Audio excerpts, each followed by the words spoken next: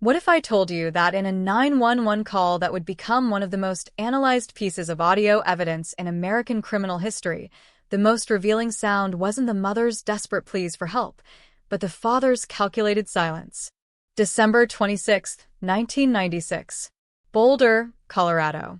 A frantic call pierces the early morning quiet. 911 emergency. But as Patsy Ramsey's voice trembles with panic about her missing 6-year-old daughter JonBenét, one voice is conspicuously absent. John Ramsey, the father of the supposedly kidnapped child, doesn't say a single word during the entire 3-minute call. Not one word. Most parents in crisis instinctively scream over each other, desperately offering information to dispatchers. But John's silence isn't shock, it's strategy. And that silence may have revealed everything we needed to know about what really happened that Christmas night. Behind the horror of a child's death lies a more chilling truth. Someone didn't just commit this crime. Someone orchestrated it. Someone who moved people like pawns on a chessboard, who tampered with every trace of evidence, who crafted the perfect deception while staying completely in the shadows. The police saw deceit in the mother. The public pointed fingers at the young son. The media swarmed like wolves around those who seemed guilty. But the one pulling all the strings was never named as a suspect. This isn't just another JonBenét Ramsey theory. This is the story of how a master manipulator hid in plain sight, using silence as his weapon and his own family as a shield. If you're ready to see this case through a completely different lens, hit that subscribe button because 98% of viewers don't, and I need to know you're truly invested in uncovering the truth.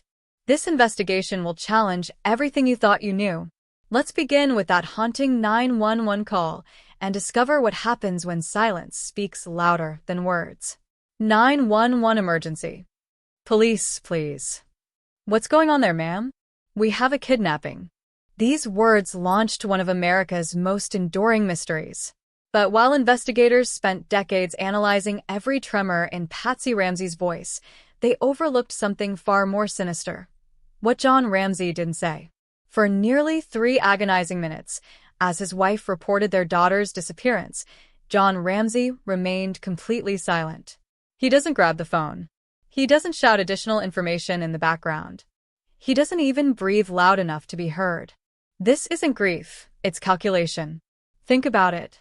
Your 6-year-old daughter is missing. Your wife is on the phone with 911. What do? You panic. You interrupt. You demand action. You provide details. You do something. John did nothing. But the most chilling evidence comes after Patsy thought she'd disconnected the call. The line stayed open, capturing something that would haunt investigators for decades: whispered voices in the background. After enhancing the audio, experts identified 3 distinct voices. A child's voice, believed to be Burke, asking, "What did you find?" A female voice, likely Patsy, responding, "We're not speaking to you." And then, a low adult male voice, almost prayer-like, "Help me, Jesus." This voice, many believe, belonged to John Ramsey. But here's what's terrifying about that phrase. It's not frantic. It's not grief-stricken. It's performed. It sounds like something said to be overheard, not a natural reaction to discovering your child is missing. If John had truly just discovered his daughter was gone, would he quietly whisper, "Help me, Jesus," after thinking the call had ended? Or would he be screaming, demanding action, doing everything possible to find her? That carefully delivered phrase feels like a narrative insert, evidence that John knew he might be recorded and was scripting just the right amount of emotion. Enough to appear distraught, but not enough to lose control. Because losing control would mean making mistakes. And John Ramsey couldn't afford mistakes. The silence wasn't absence, it was design. By staying quiet, John ensured his voice wouldn't be linked to any recorded evidence. He let Patsy place herself at the center of scrutiny while he remained forensically clean. Every syllable Patsy uttered would be analyzed, critiqued, and if anything went wrong, blamed. Meanwhile, John created the perfect alibi of ignorance. If anything suspicious arose from that call, he could simply say, "I didn't know what she said. I wasn't involved." It's the ultimate shield, plausible deniability wrapped in silence.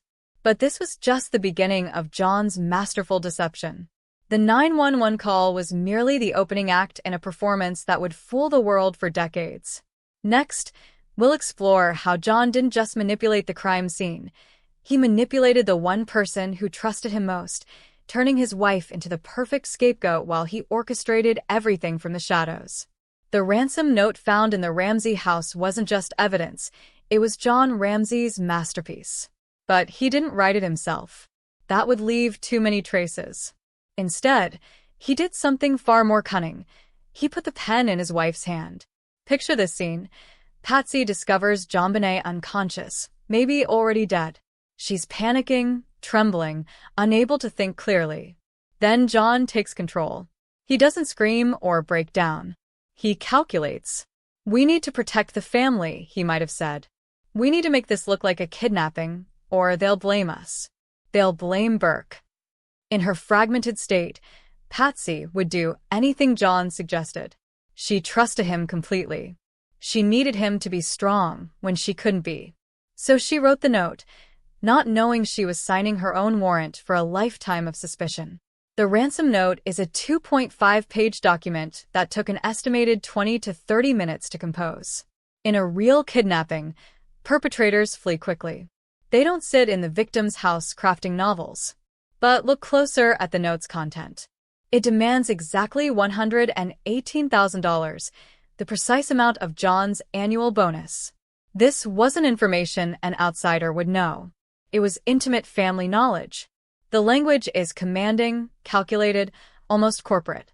Phrases like "listen carefully" and references to action movies feel theatrical, but beneath the drama lies a strategic mind. A mind accustomed to control and authority. A CEO's mind. John didn't dictate the note word for word. That would be too obvious. Instead, he gave Patsy just enough guidance to let her believe she was improvising. Her pageant background added the dramatic flair that made it seem like her creation, while John's calculated intent shaped its core message. The spelling errors, business instead of business, missing letters and other words, appear to be deliberately sloppy, designed to mimic an unprofessional criminal. But the overall structure and commanding tone hint at someone far more sophisticated than a panicked mother. Patsy's fingerprints would be on the notepad. Her handwriting would be analyzed for years. Her voice would be forever linked to the 911 call. Meanwhile, John remained forensically invisible, his manipulation hidden behind his wife's genuine terror. But the ransom note was just one part of John's elaborate staging. The crime scene itself tells an even more disturbing story of calculated deception. The evidence for this conclusion isn't hidden in complex forensic analysis or sophisticated criminal profiling. It's visible in the patterns of behavior, the strategic inconsistencies, the systematic misdirection that has characterized this case from the very beginning. JonBenét Ramsey deserved better than the death she received. She deserved better than the investigation that followed. She deserved better than the decades of speculation that have turned her memory into entertainment. But most of all, she deserved justice that never came because the person responsible was too skilled at manipulation and too protected by misplaced sympathy to ever face consequences. The echo of John Ramsey's silence on that December morning in 1996 continues to reverberate through every aspect of this case. His strategic absence from the 911 call set the tone for nearly 3 decades of calculated deception that has prevented truth from emerging and justice from being served. But silence, even strategic silence, cannot last forever.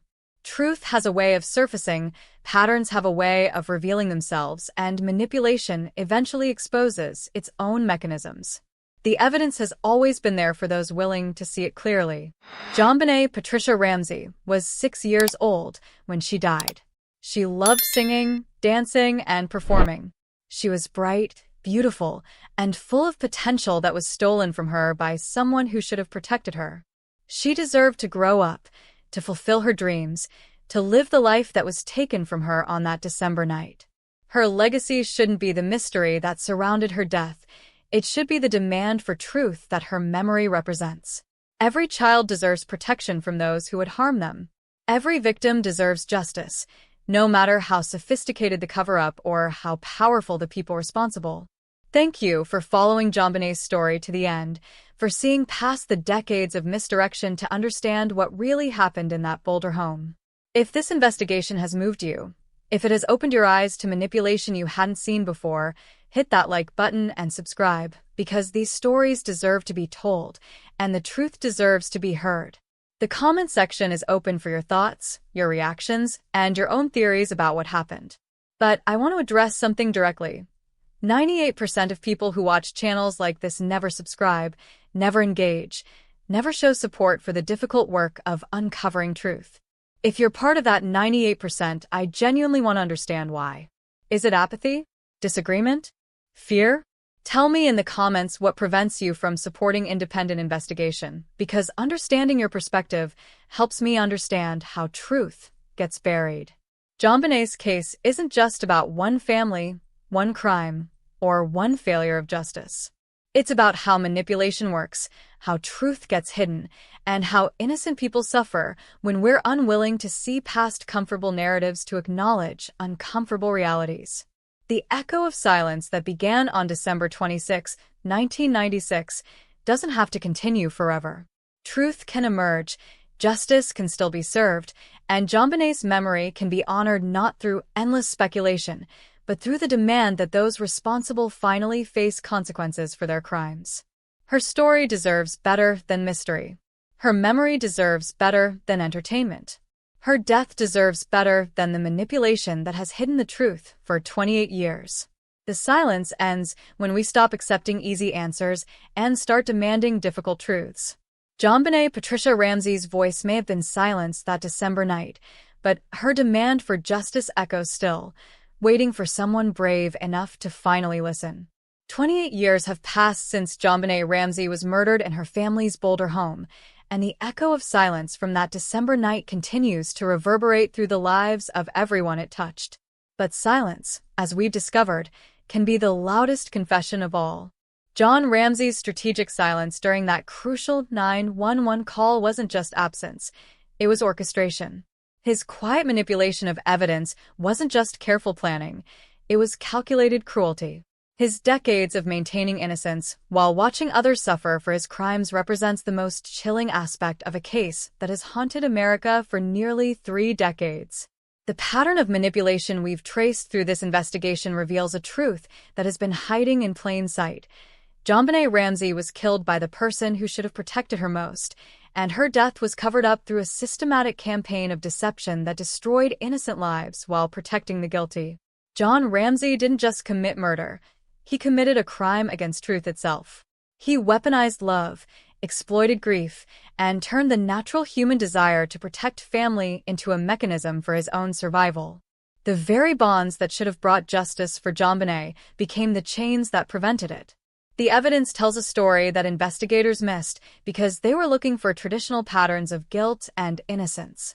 They expected the killer to act guilty, to make mistakes, to eventually break under pressure. They never considered that the real killer might be sophisticated enough to appear innocent while systematically destroying everyone around him. John's genius lay not in committing the perfect crime, but in committing the perfectly deflected crime. Every piece of evidence pointed somewhere else. Every investigation led toward other suspects. Every revelation created more questions rather than providing answers. The Ransom note that investigators saw as amateur became sophisticated when viewed as strategic misdirection. The staged crime scene that appeared panicked revealed itself as carefully orchestrated. The family dynamics that seemed protective were actually manipulative. The evidence that appeared confusing was intentionally contradictory. But perhaps most importantly, the behavioral patterns that made John appear like a grieving father were actually the calculated responses of someone who understood exactly how innocent people were supposed to act. His composure wasn't natural, it was performed. His support for his family wasn't loyalty, it was self-preservation. The psychological manipulation John employed reveals an understanding of human nature that goes far beyond what most people possess. He knew how to exploit Patsy's cancer-weakened emotional state. He understood how to use Burke's innocent sleep as an alibi. He recognized how to turn Dr. Bioff's professional loyalty into personal protection. This level of psychological sophistication doesn't develop overnight. It suggests someone who had been studying, planning, and preparing for the possibility of committing this crime long before December 26, 1996. JonBenét's murder wasn't a moment of passion. It was the culmination of a plan that had been developing for months or even years. The sexual abuse that preceded JonBenét's death wasn't recent, wasn't sudden, and wasn't committed by a stranger. The medical evidence points to ongoing abuse that had been carefully hidden, methodically concealed, and strategically managed by someone with intimate access to the victim and sophisticated understanding of how to avoid detection. This prior abuse provides the motive that investigators never found. John killed JonBenét not in a moment of rage, but to prevent exposure of crimes that would have destroyed his reputation, his freedom, and his carefully constructed public image. The elaborate staging wasn't created to hide a moment of violence. It was designed to hide a pattern of abuse that JonBenet was threatening to reveal. The ransom note, the false kidnapping, the contaminated crime scene, all of it was calculated to prevent investigators from discovering the real motive for murder. John's manipulation extended beyond just the immediate aftermath of the crime. His decades of maintaining innocence, his strategic use of media appearances, his careful cultivation of public sympathy, all of these represent ongoing aspects of a deception that has never ended. Even today, approaching 90 years old, John Ramsey continues to give interviews, to promote his version of events, to maintain the fiction that destroyed his family. His persistence in maintaining this deception reveals the depth of his commitment to protecting himself regardless of the cost to others. The true tragedy of JonBenét's case isn't just that justice was never served, it's that the very pursuit of justice was corrupted by the killer's manipulation. Every investigation became part of his defense strategy. Every media appearance became an opportunity for misdirection. Every public discussion became another layer of protection for the guilty. The amateur investigators, the true crime enthusiasts, the internet detectives who have spent decades analyzing this case have mostly been unknowing participants in John's deception. Their focus on Burke, their suspicion of Patsy, their creation of intruder theories, all of it has served John's interests by directing attention away from his own guilt. This manipulation of public interest represents perhaps the most cynical aspect of John's strategy. He hasn't just hidden from justice. He has turned the pursuit of justice into entertainment that profits from his family's destruction while protecting him from consequences. The ongoing fascination with JonBenét's case, the endless documentaries and discussions, the constant speculation and theorizing, all of it serves John's purposes by keeping the focus on mystery rather than resolution, on entertainment rather than truth. But the patterns of manipulation, once recognized, cannot be unseen. The strategic deflection, the systematic evidence planting, the psychological exploitation, all of it points toward a single conclusion that has been available to anyone willing to look beyond the surface narrative. John Ramsey killed his daughter to hide his ongoing sexual abuse. He manipulated his traumatized wife into helping with the cover-up. He destroyed his son's childhood to protect his own secrets.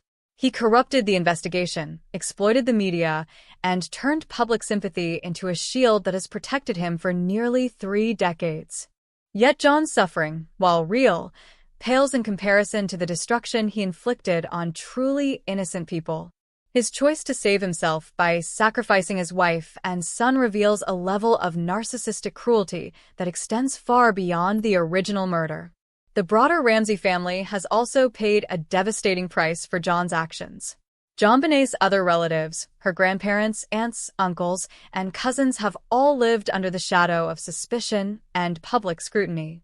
Family gatherings, holiday celebrations, milestone events, all have been tinged with the awareness that much of the world views their family as harboring a child killer. The extended family's attempts to support John, Patsy, and Burke have been interpreted as evidence of a family conspiracy to cover up murder. Their loyalty has been seen as suspicious rather than admirable, their unity viewed as potentially sinister rather than genuinely loving.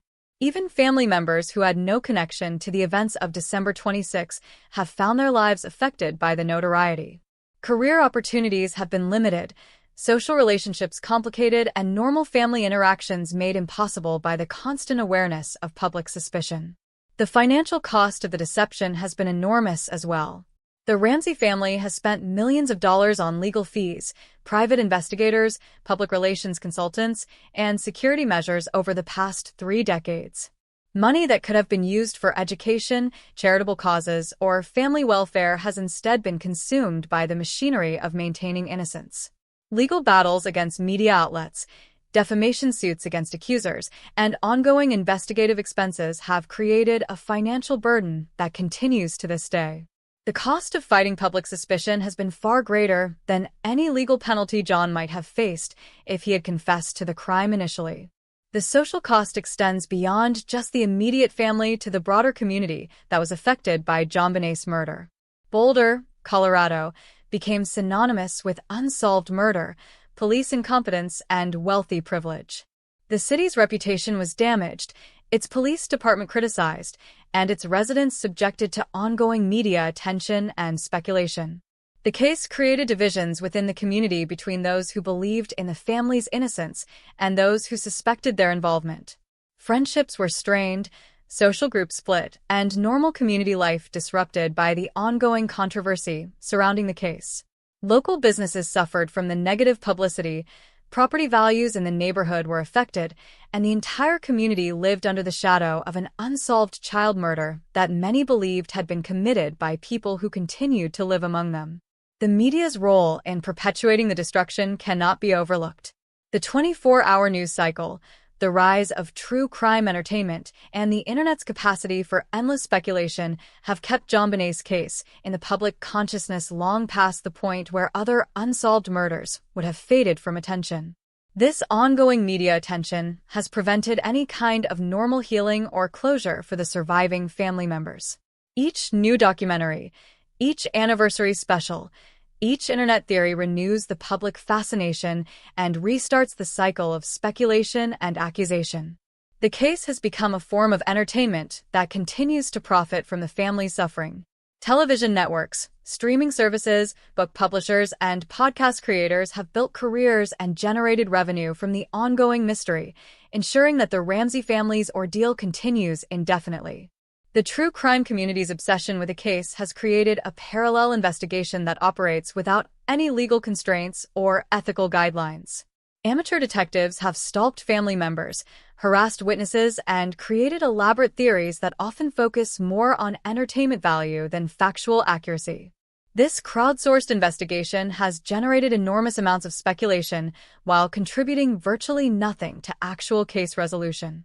Instead, it has created additional layers of misinformation and conspiracy theories that make it even more difficult to discern the truth about what really happened.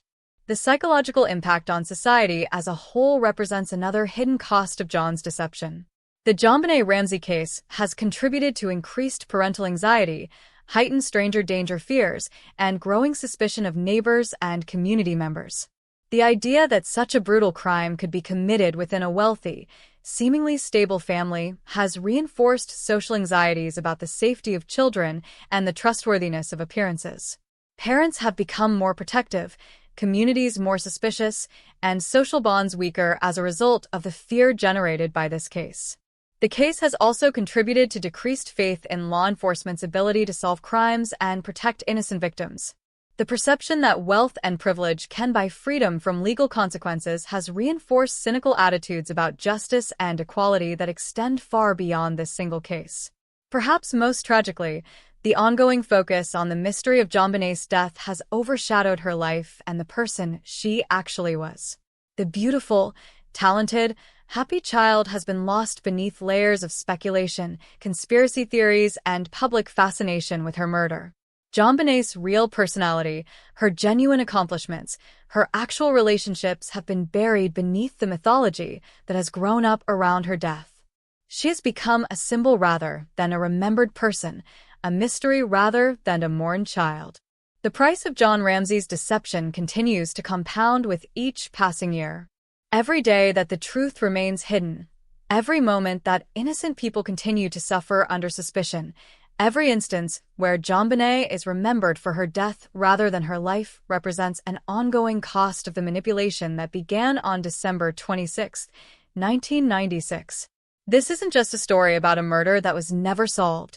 It's a story about how one person's refusal to accept responsibility for his actions has created decades of suffering for countless innocent people.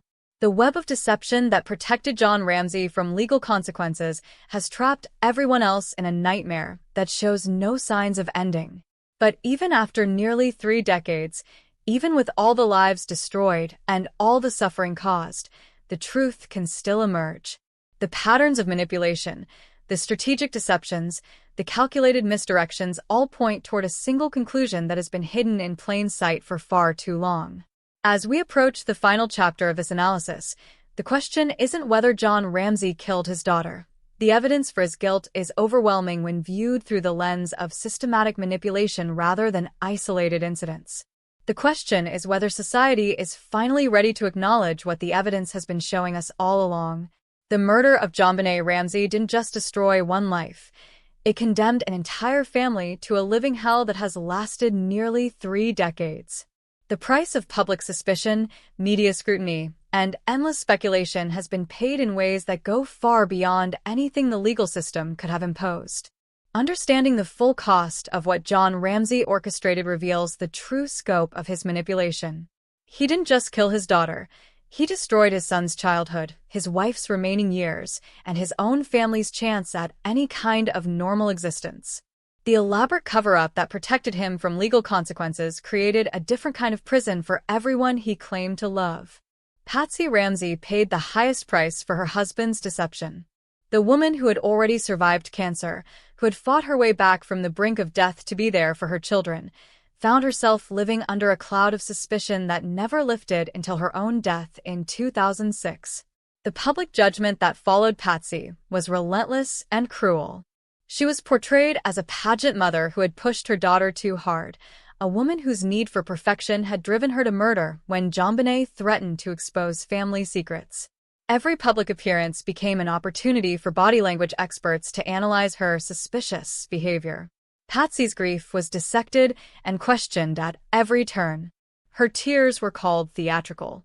Her composure was labeled suspicious. Her fashion choices were scrutinized for hidden meaning.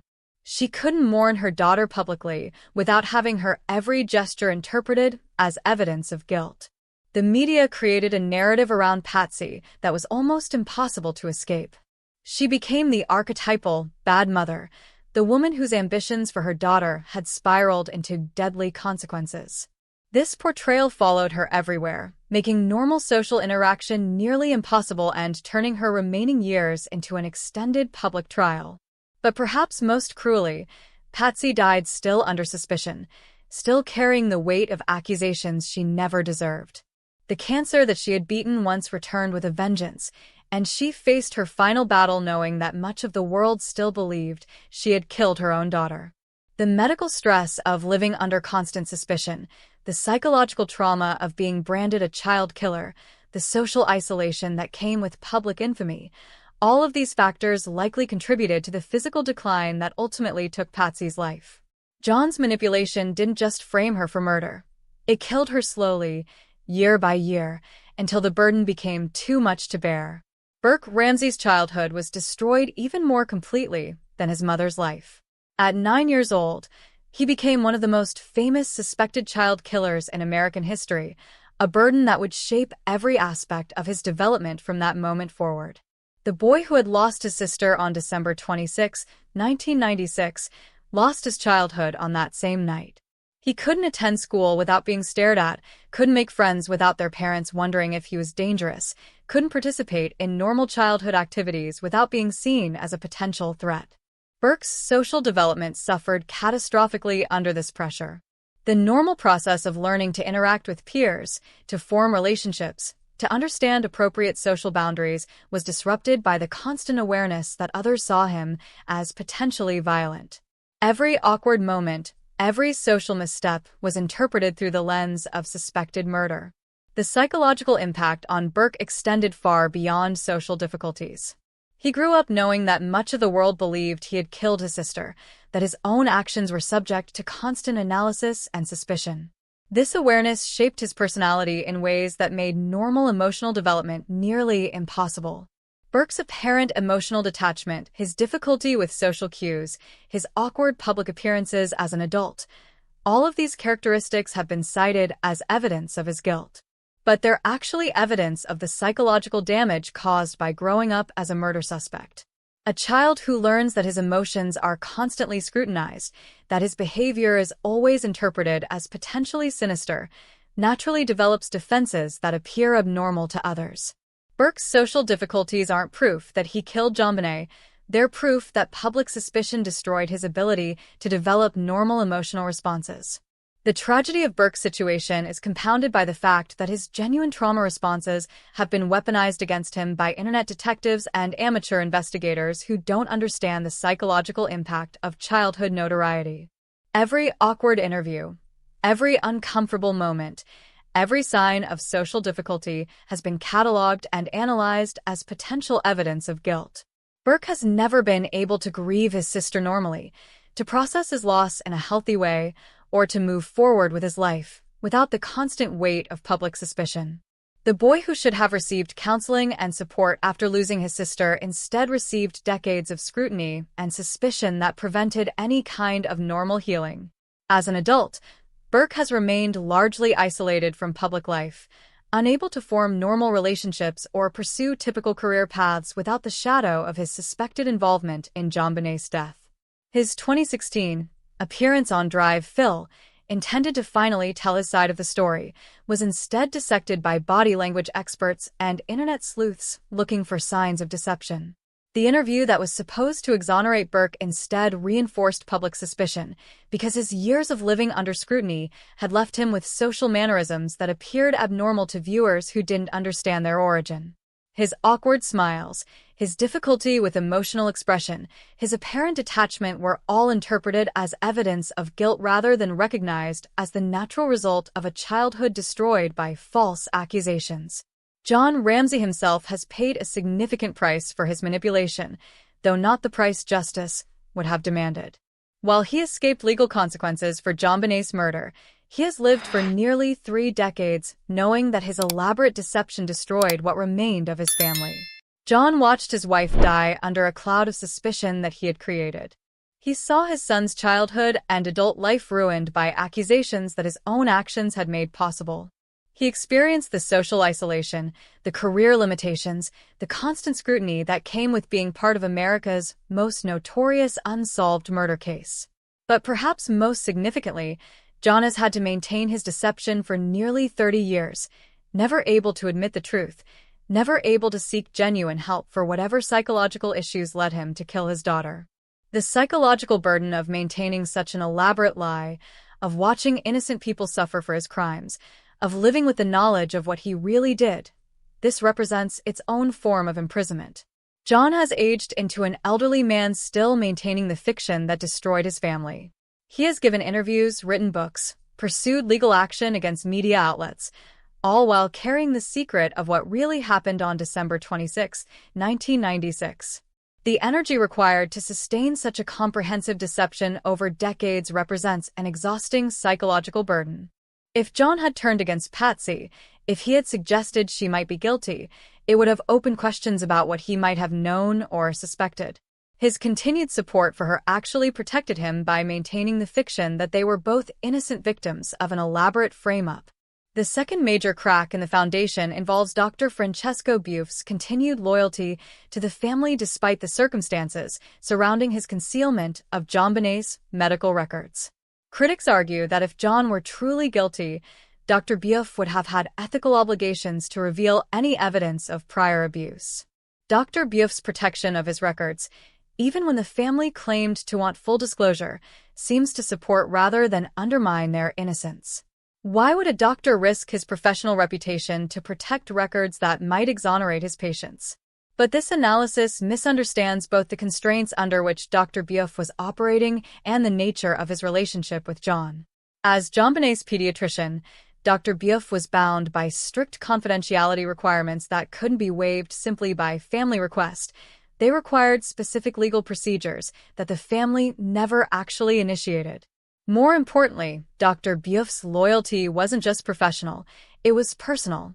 John had cultivated this relationship carefully, understanding that having JonBenét's doctor as an ally would be crucial if questions about prior abuse ever arose. Dr. Bouff's continued support for the family wasn't evidence of their innocence. It was evidence of John's skill at maintaining strategic relationships. The doctor's willingness to protect records that might have revealed a pattern of abuse actually supports the theory that such evidence existed and that John had successfully manipulated a key witness into concealing it. The third crack involves the apparent lack of sophisticated criminal knowledge that John would have needed to execute such an elaborate cover-up. Critics argue that as a successful businessman with no criminal background, John wouldn't have possessed the detailed understanding of forensic investigation, evidence planting, and criminal psychology that the theory requires. This objection assumes that criminal sophistication can only come from direct criminal experience, ignoring the reality that intelligent people can acquire specialized knowledge through research, consultation, or even fictional study. John had months, possibly years, to plan JonBenét's murder and the subsequent cover-up. As CEO of a technology company, John was accustomed to complex problem-solving, strategic planning, and managing multiple variables simultaneously. The skills required for business success, long-term thinking, risk assessment, resource management, personnel manipulation, translate directly to criminal planning. More importantly, John had access to resources that most criminals lack. He could afford private consultations, specialized research, even psychological profiles that would help him understand how investigations unfold and how to manipulate them effectively. The sophistication of the cover-up doesn't argue against John's guilt. It argues for the planned, premeditated nature of his crime. This wasn't a moment of passion followed by panicked cover-up. This was a carefully orchestrated murder designed from the beginning to implicate others while protecting the true perpetrator. The fourth significant crack involves Burke's behavior and statements following JonBenét's death. Critics argue that if John had truly manipulated the crime scene while Burke slept, the boy's later statements and behavior would have revealed inconsistencies or suspicious knowledge. Instead, Burke's accounts have remained remarkably consistent over the years. His apparent ignorance of crucial details, his childlike responses to questioning, his genuine confusion about many aspects of that night all seem to support the family's claims that he slept through the events. But Burke's consistency actually supports rather than undermines the manipulation theory. A child who is genuinely asleep during the crucial hours wouldn't have inconsistent memories to reveal. His lack of suspicious knowledge proves that John's manipulation occurred while Burke was unconscious, exactly as the theory suggests. Burke's later behavioral issues, his difficulty with social interaction, his apparent emotional detachment from JonBenét's death aren't signs of guilt, they're signs of trauma. Growing up under public suspicion, having his childhood destroyed by accusations he couldn't understand, being branded as potentially dangerous by armchair detectives would damage any child's psychological development. The tragedy of Burke's situation is that his genuine trauma responses have been interpreted as evidence of guilt by people who don't understand the psychological impact of growing up as a murder suspect. His problems aren't proof that he killed his sister. They're proof that public suspicion destroyed his childhood as thoroughly as it destroyed JonBenét's life. The fifth crack involves the physical evidence that seems to contradict the manipulation theory. Critics point to forensic details that don't align perfectly with a narrative of systematic evidence planting, suggesting that the physical evidence is more consistent with other theories of the crime. But this objection misunderstands the nature of evidence manipulation. Perfect forensic consistency would actually be more suspicious than the messy, contradictory evidence that characterizes this case. Real evidence planting, especially under time pressure and emotional stress, would inevitably leave inconsistencies and unexplained details. The forensic confusion in JonBenét's case, the mixed DNA, the unexplained fibers, the contradictory timing evidence, isn't proof that manipulation didn't occur. It's proof that manipulation occurred under less than ideal circumstances by someone who, despite careful planning, couldn't control every forensic variable. John's manipulation was sophisticated but not perfect, comprehensive but not complete. The physical evidence tells the story of someone who understood enough about forensic investigation to create effective misdirection, but who couldn't anticipate every scientific advance or investigative technique that would later be applied to the case. These cracks in the foundation don't weaken the theory of John's guilt, they humanize it. They show that even the most carefully planned crime contains flaws and limitations, that even the most sophisticated manipulation has vulnerabilities that careful analysis can expose. The apparent contradictions that seem to argue for John's innocence actually demonstrate the complexity of maintaining an elaborate deception over decades. His unwavering support for Patsy, Dr. Beauf's continued loyalty, Burke's consistent accounts, all of these seeming arguments for innocence are actually evidence of John's success at long-term manipulation and strategic relationship management. But maintaining such an elaborate deception comes at a cost, both personal and social. As we'll explore next, the price of suspicion has been paid not just by John, but by every member of the Ramsey family, in ways that continue to devastate their lives nearly 3 decades later. These criticisms, while raising legitimate concerns about pageant culture, played directly into John's hands. They reinforced the narrative that JonBenét's parents were problematic, potentially abusive, certainly guilty of poor judgment. This made the idea that one of them had killed her seem more plausible while positioning John as just another concerned father who had perhaps allowed his wife to go too far with their daughter's pageant career.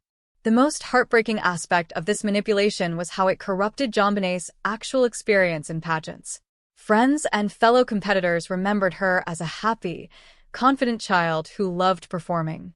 She wasn't a victim of pageant culture. She was a little girl who had found something she enjoyed and excelled at. But John's strategic use of pageant imagery transformed these happy memories into evidence of exploitation.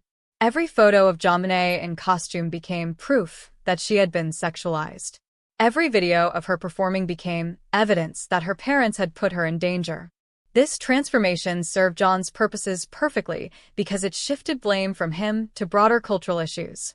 Instead of focusing on who had actually killed JonBenet, public attention became fixated on whether parents should allow their children to participate in beauty pageants. The pageant smokescreen was so effective that it continues to distort public understanding of JonBenet's case nearly 3 decades later. Documentaries still spend significant time debating pageant appropriateness. True crime discussions still center on whether the pageants somehow contributed to her death. This ongoing focus represents John's most successful long-term manipulation.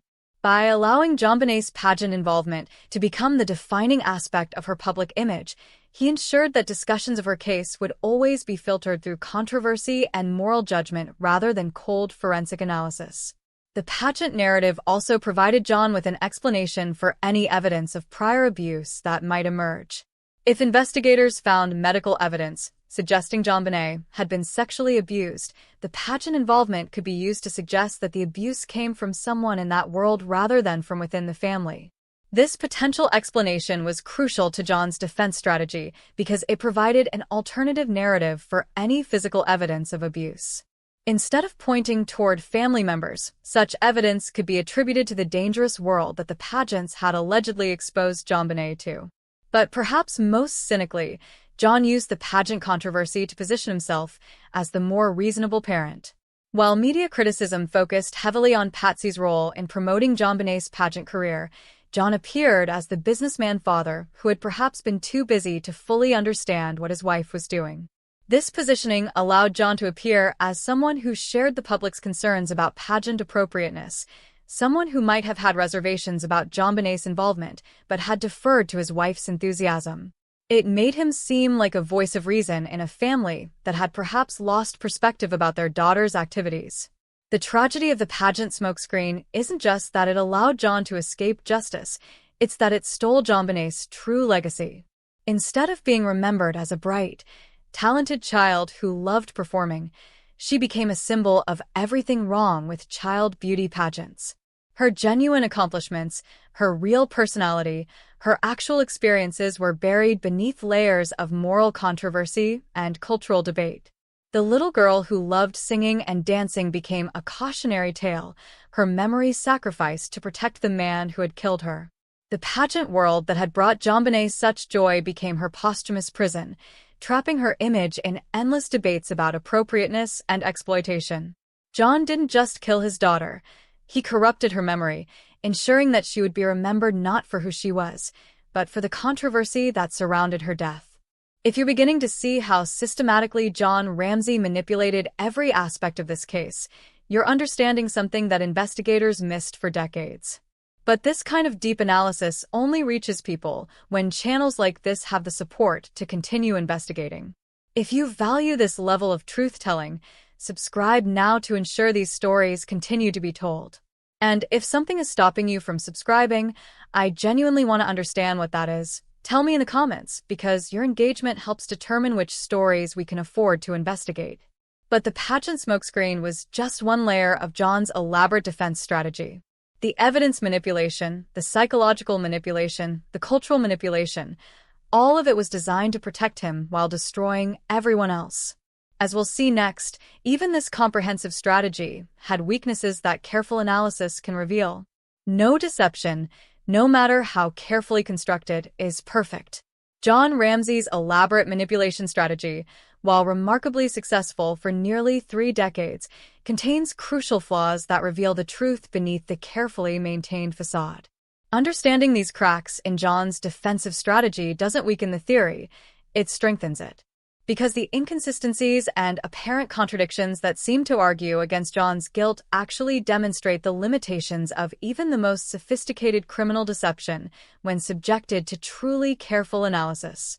The most significant crack in John's foundation lies in his unwavering public support for Patsy throughout the investigation. Critics argue that if John had truly manipulated his wife into taking the blame for his crime, he would have eventually thrown her under the bus completely to save himself. Instead, John stood by Patsy through decades of public suspicion, legal battles, and media scrutiny. He defended her publicly, maintained their marriage, and never wavered in presenting a united front against the accusations. This loyalty seems inconsistent with someone who had deliberately framed his wife for murder. But this apparent contradiction actually reveals the sophistication of John's long-term strategy. Completely abandoning Patsy would have been far more dangerous than supporting her, because it would have invited closer scrutiny of his own actions and motives. By maintaining his role as the loyal husband defending his wrongly accused wife, John created a narrative that was both more believable and more sustainable. A man who abandoned his wife under suspicion would appear callous and calculating. A man who stood by her despite the cost appeared noble and devoted. More importantly, Patsy alive and loyal was far more valuable to John than Patsy discredited and desperate. As long as she believed in their mutual innocence, as long as she maintained her version of events, she served as his most credible character witness. Patsy's unwavering insistence that neither she nor John could have killed JonBenét wasn't just her defense, it was his. Her genuine belief in their innocence, her passionate defense of their family, her emotional testimonies all served to reinforce John's carefully constructed image as a grieving father rather than a calculating killer. In the months following JonBenét's death, Dr. Buff became remarkably protective of his records, citing patient confidentiality even when the family supposedly wanted full disclosure. This protection served John's interests by ensuring that any medical evidence of prior abuse remained hidden from investigators. But Dr. Buff's loyalty went beyond just protecting records. He actively supported narratives that deflected suspicion from John, providing medical opinions that contradicted other experts and reinforcing the family's public positions. This professional support gave John's version of events medical credibility that proved crucial in shaping public opinion. The relationship between John and Dr. Buff represents a critical aspect of the evidence manipulation, the recruitment of professional allies who could provide credible support for false narratives. By maintaining Dr. Buff's loyalty, John ensured that one of the most potentially damaging sources of evidence remained not just hidden, but actively protective of his interests. The fiber evidence found throughout the crime scene tells the most damning story of systematic planting.